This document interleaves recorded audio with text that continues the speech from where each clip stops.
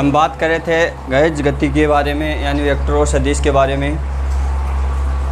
आज बात करेंगे कि उसके आगे टॉपिक संवेग संरक्षण का नियम। संवेग संरक्षण का नियम किस नियम की? संवेग संरक्षण के नियम की बात करेंगे हम। नियम की कि अगर कोई वस्तु नियत यानी स्थिर है, नियत है, तो उसके संवेग में परिवर्तन नहीं होगा। कहने का मतलब टक्कर से पूर्व तथा टक्कर के बाद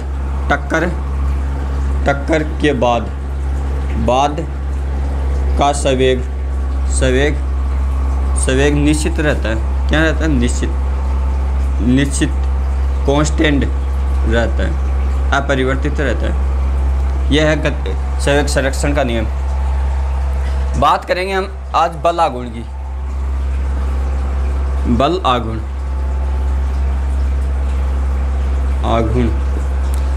क्या है? बल आघूर्ण यानी किसी भी वस्तु को किसी भी अक्ष के सापेक्ष रोटेट करवाया जा। मान लो ये अक्ष है ये, और ये कोई भी वस्तु है, इसको इस अक्ष के सापेक्ष रोटेट कराएं, तो इस जो बल लगा रहा हूँ रोटेट कराने के लिए, वो बल और इसकी लंबवत दूरी क्या होगी? बल आघूर्ण होता है। बल आघूर्ण क्या है? बल गुणा लंबवत दूरी, लंबवत अक्ष की दूरी। अब दूरी का मात्रक क्या होता है? मीटर होता है। इसका मात्रक पूछे। बल का क्या है? न्यूटन होता है। क्या होगा? इसको एन से व्यक्त करते हैं और इसको मीटर से। ये बल आघूर्ण हो गया। बात करें सदिश और अदिश की। बल क्या होती है? बल एक अदिश राशि होती है और दूरी क्या होती है? सदैव अदिश राशि होती है। सदिश गुणा अदिश यानी सदिश राशि क्या हो गई? सदिश राशि। अब बात करेंगे बल आघूर्ण के नियम का कहाँ प्रयोग होता है।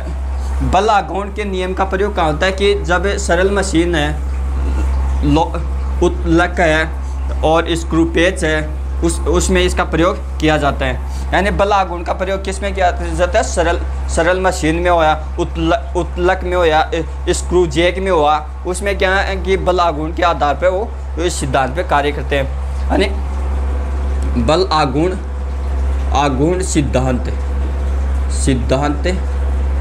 सिद्धांत पर कार्य करने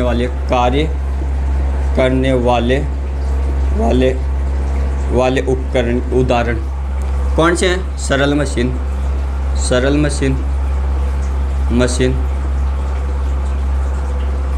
उत्तलक,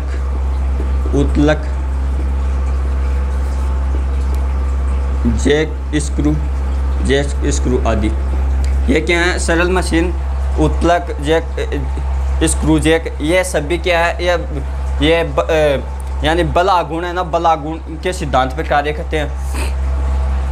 आप किसी भी मशीन को देखोगे, आप पंखे की मशीन को देख लो, और उसमें क्या होता है? ऐसे नहीं होते रॉकेट सी, और ये जो सीधा स्तंभ होता है, ये लंबवत अक्ष, मान लो ये लंबवत अक्ष हो गई। इसके सापेक्ष जो बल लगता है पंखे में कौन सा? यानी वो चुंबकीय क्षेत्र के कारण घूमती है, चुंबकीय क्षेत्र के, तो वो चुंबकीय बल लग जाता है। इसलिए क्या है? ये बल आघूर्ण के सिद्धांत पर कार्य करेगी। ऐसे उत्तलक होता है। उत्तलक क्या है? कोई छड़ होती है, छड़ ऐसी लंबी, जो आपने देखे ना, पेचकस पूछकस, इस प्रकार की। स्क्रू पेच होता है, स्क्रू पेच, वो लंबवत दूरी जो बल लगाते हैं वो हो गया। ऐसे क्या है कि ये सरल मशीन पे कार्य करते हैं, जो कि बल आघूर्ण के सिद्धांत पर कार्य करते हैं। बात करेंगे गाइस गुरुत्व केंद्र क्या होता है? गुरुत्व केंद्र है सेंट्रल मोमेंटम। गुरुत्व केंद्र जिसे जी से व्यक्त करते हैं, सेंटर गुरुत्व केंद्र यानी किसी वस्तु का भार, कोई वस्तु का भार, वह बिंदु जिस पर केंद्रित हो। यानी किसी वस्तु का भार, संपूर्ण भार एक बिंदु पर केंद्रित हो। कोई जरूर, ये मान लो ये कोई वस्तु है, ये वस्तु है, उसका भार मान लो इस बिंदु पर केंद्रित है, इस बिंदु पर केंद्रित है, उसे क्या गुरुत्व केंद्र कहते हैं। क्या गुरुत्व केंद्र कहते हैं, गुरुत्व केंद्र कहते हैं, गुरुत्व केंद्र। अब ये ज़रूरी नहीं कि गुरुत्व केंद्र वस्तु के अंदर भी हो सकता है, गुरुत्व केंद्र वस्तु के अंदर भी हो सकता है, बाहर भी हो सकता है। अब बात करेंगे गुरुत्व केंद्र में केंद्र जहाँ यानी वस्तु को संतुलित करेगा, तो संतुलन की अवस्था कितनी होगी? संतुलन की अवस्था 3 होगी। 3 स्थायी संतुलन, स्थायी संतुलन, स्थायी संतुलन, अस्थायी संतुलन और उदासीन संतुलन। अस्थायी संतुलन, अस्थायी संतुलन और तीसरा हो गया उदासीन संतुलन, उदासीन संतुलन यानी स्थायी संतुलन, अस्थायी संतुलन, उदासीन संतुलन। स्थायी संतुलन क्या होगा? यदि किसी वस्तु को आप विस्थापित किया और जैसे बल हटाया वह अपनी प्रारंभिक अवस्था में आ जाएगी, उसकी स्थिति में कोई परिवर्तन नहीं होगा, उसे स्थायी परिवर्तन कहते हैं। यानी सभी बलों का परिणामी शून्य हो जाएगा, सभी बलों का परिणामी मान शून्य हो जाएगा। क्या हो जाएगा? शून्य।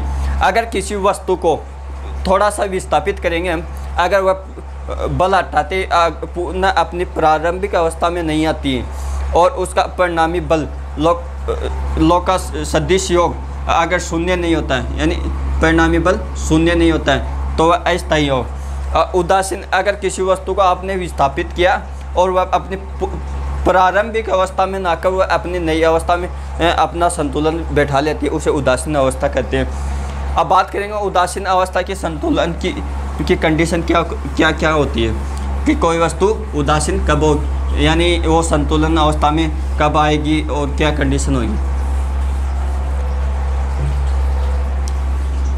संतुलन अवस्था की शर्तें, यानी गुरुत्व केंद्र अधिक केंद्र की ओर और केंद्रित तो। दूसरा कि जाने वाली रेखा जो अक्ष है ना, अक्ष घूर्णन करती है, वो आधार से लंबवत दूरी पर हो, यानी लंबवत दूरी से गुजरती हो। ये क्या कंडीशन होती है। अब गाइज ये संतुलन की अवस्था हो गई, ये शर्त हो गई। अब बात करेंगे इसमें वेक्टर में आपको कहाँ कंफ्यूज करने की कोशिश करेगा। आपको एक तो आवेग में करेगा, आवेग एक करेगा बल आघूर्ण में। इसका तो फॉर्मूला था बल गुणा क्या होगा? समयांतराल। इसका मात्रक क्या होगा? Newton second. बात करेंगे बल गुणा यानी अक्ष के बीच की लंबवत दूरी, अक्ष के बीच की लंबवत दूरी, इसका मात्रक न्यूटन और दूरी का मात्रक मीटर। अब आप कंफ्यूज हो गए, इसका मात्रक पूछेगा इसका, तो ये कई बार क्या धुंधुला सा याद होता है, इसलिए हमें ध्यान में रखना ये दोनों MTR है, ऐसे मान लो एक तरह से। ये खिलाड़ी वाला, अगर कोई खिलाड़ी कैच लेता है तो कैच लेते समय अपने हाथों को ऐसे पीछे की तरह करता है। क्यों करता है? यह गति के द्वितीय नियम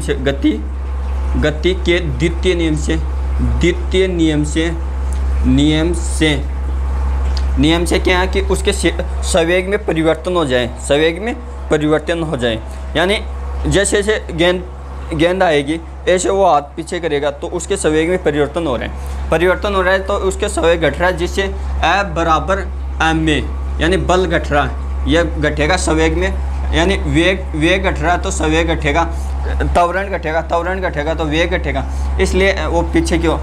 अब बात करेंगे कि कोई खिलाड़ी यानी कूदते समय वो मिट्टी को फोपली क्यों करते हैं, क्योंकि उसमें भी यही कंडीशन लगती है, गति का द्वितीय नियम। अब बात करेंगे कि अगर कोई खिलाड़ी लंबी कूद मारना चाहता है तो वो पहले पीछे की ओर जाकर और दौड़ कर क्यों आता है? क्योंकि वो इसलिए आता है कि क्रिया प्रतिक्रिया का नियम है ना, क्रिया प्रतिक्रिया का नियम। इसे आप जितना ज़्यादा जोर लगा उसके विपरीत उतना ही इसके आधार पर, क्योंकि वो अधिक दूरी पर कूद पाएगा, इसलिए गति का तृतीय नियम। ये एग्जांपल बहुत इंपॉर्टेंट है। बात करेंगे इसमें एक और कि जड़त्व क्या है? जड़त्व कहते हैं किसी वस्तु का द्रव्यमान,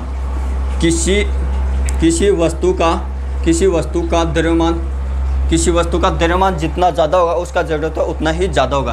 किसी वस्तु का द्रव्यमान, मान लो द्रव्यमान समानुपातिक जड़त्व है, यानी द्रव्यमान बढ़ेगा तो उसका जड़त्व बढ़ेगा। अगर द्रव्यमान घट रहा है तो उसका जड़त्व घट रहा है तो जड़त्व भी घटेगा। यह थी गाइस वेक्टर और स्केलर क्वांटिटी के बारे में। आपको वीडियो अच्छा लगे लाइक शेयर सब्सक्राइब करें। Thank you.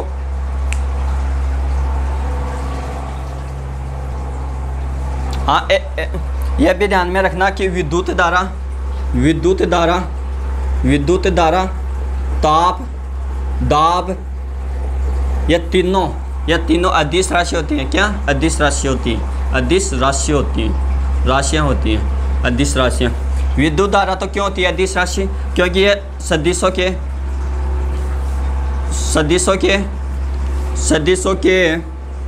सदिशों के चतुर्भुज के नियमों का पालन नहीं करता है।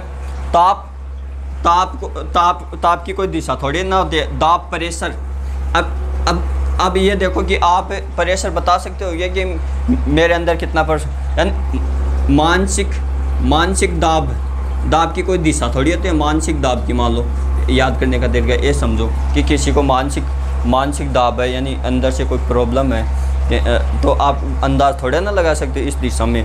तो ये अदिश राशि होगी, इसे याद रख लेना। ताप भी एक अदिश राशि है, क्योंकि ताप की कोई दिशा नहीं होती। आपका टेम्परेचर किस दिशा में कितना है आप बता सकते हो क्या दिशा देख के, इसलिए ताप भी एक अदिश राशि है। ये थे वेक्टर और सदिश की एम्पियर। इसमें एक सवेग का भी ध्यान में रखना, P = mv। सवेग सदिश राशि है। क्या है? सदिश राशि है। ये आपका टॉपिक पूरा कंप्लीट हो चुका है। Thank you guys.